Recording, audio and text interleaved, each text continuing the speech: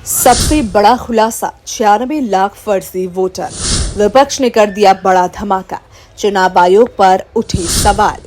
विपक्ष ने बिहार चुनाव से पहले बहुत बड़ा धमाका कर दिया है और अब 96 लाख फर्जी वोटर का भी पता लगा लिया है। साथ ही विपक्ष का कहना है कि अब ये सबूत लेकर सुप्रीम कोर्ट जाने वाले हैं। अब ऐसे में सबसे बहुत सीधा सवाल ये कि क्या हमारे वोटर लिस्ट में सूटकेस में रखे हुए वोट हैं? महाराष्ट्र में 96 लाख बोगस यानी कि फर्जी वोटर एंट्रीज का आरोप उठाया जा रहा है और अब सीधे चुनाव आयोग से सवाल किया जा रहा है। राज ठाकरे ने ईसीआई से कहा कि पहले लिस्ट साफ करो फिर चुनाव। जब वोटर लिस्ट ही भरोसेमंद नहीं तब चुनाव की क्या वैधता?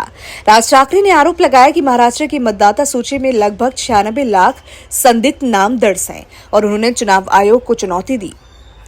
ईसीआई, अगर तुम सच में निष्पक्ष हो तो पहले ये आंकड़ा जांचे वरना चुनाव फिक्स होगा।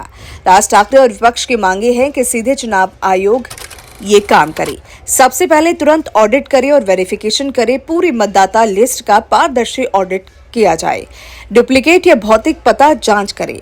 जिन पते यानी कि जिन एड्रेस और नाम पर शक है उनकी फील्ड वेरिफिकेशन हो। चुनाव स्थगित और रोकने का भी विकल्प इनकी तरफ से दिया गया है। जब सूची यानी कि लिस्ट साफ ना हो तो स्थानीय निकाय चुनाव टालने की भी मांग यहां पे की जा रही है। ईसीआई यानी कि इलेक्शन कमीशन ऑफ इंडिया से सार्वजनिक स्पष्टीकरण भी मांगा गया है। चुनाव आयोग को बताना होगा कि क्या कदम उठाए जा रहे हैं और क्या समय सीमा है। दरअसल शिवसेना, यूबीटी, एनसीपी और कांग्रेस समेत कई विपक्षी दल अब ईसीआई के सामने सार्वजनिक मुद्दा बना रहे हैं। एक बड़ा मार्च और प्रदर्शनी भी तय हुआ है जिसका उद्देश्य सीधे सीधे चुनाव आयोग से सवाल पूछना है। अब ऐसे में जान लेते हैं कि चुनाव आयोग के पास कितने रास्ते हैं और चुनाव आयोग क्या करने वाला है। सत्यापन निर्देश देना और राज्य के सीईओ और एसईसी से रिपोर्ट मांगना, अधिवक्ता स्तरीय या तकनीकी ऑडिट कराकर डुप्लीकेट लिस्ट को सार्वजनिक करना या ऑप्शनल रूप से कह देना कि ये राज्य स्तरीय मतदाता रोल्स का मामला है और एसईसी और सीईओ जिम्मेदार हैं, जिससे विपक्ष और बढ़ सकते हैं।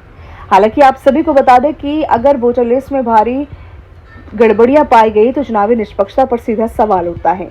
चुनाव आयोग की जवाबदेही और ट्रांसपेरेंसी पर भी जनता का भरोसा दांव पर है। चुनाव से पहले ये विवाद राजनीतिक माहौल गर्मा रहा है और नतीजा चुनाव प्रक्रिया पर भी पड़ सकता है। राज ठाकरे ने सीधा ईसीआई को चुनौती दे दी है। या तो चुनाव आयोग अपनी निष्पक्षता का सबूत देगा या फिर महाराष्ट्र के नागरिकों के सवालों का जवाब। चुनाव समय पर यही सवाल गूंज रहा है। अब क्या वोटर लिस्ट हमारे लोकतंत्र की रक्षा कर रही है या फिर उसे खतरा बनाकर रख दिया गया है? तो इसको लेकर आप क्या सोचते हैं? आपकी क्या राय है? आप अपनी राय कमेंट सेक्शन में जरूर बताएं। वीडियो पसंद आए तो लाइक और शेयर करना ना भूलें।